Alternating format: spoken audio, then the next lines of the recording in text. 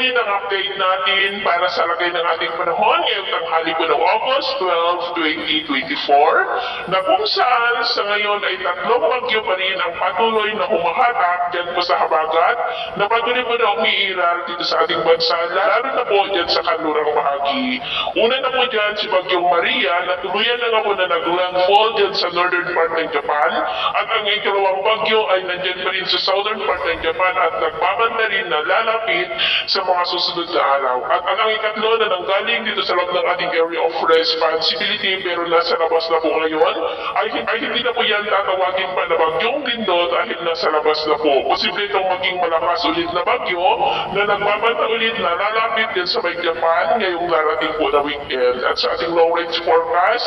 maliban sa pamumuo ng mga sama ng panahon dyan sa bandang taas ay wala pa naman pong bagyo na namamataan na tatawid po dito sa ating bansa hanggang sa susunod na 2 linggo. At sa lagay ng ating panahon ngayong tanghali ay maayos ang panahon sa malaking bahagi ng ating bansa pero may chance pa rin ng maulap na kalangitan with isolated rain sa ilang bahagi ng Mountain Province, Pangasinan, Zambales, Cavite, San Jose sa may Mindoro, Northern Palawan, ilang bahagi po ng Antique, Bohol, Leyte, Northern Samar, Misamis Oriental, Northern Mindanao, Surigao del Norte, Sarangani at Davao Oriental. At sa susunod na mga oras ay posible pa rin ang maulap na kalangitan with isolated rains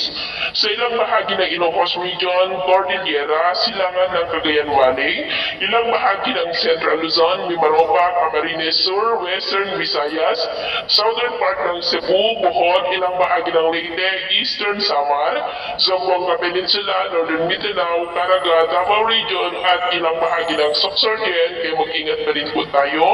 dahil posible pa rin ang mabanta po ng mga pagbaha at pagguho ng lupa.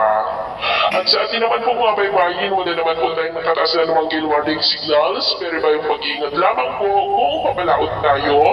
para po mas makaiwas sa mga sakunang ang karagatan.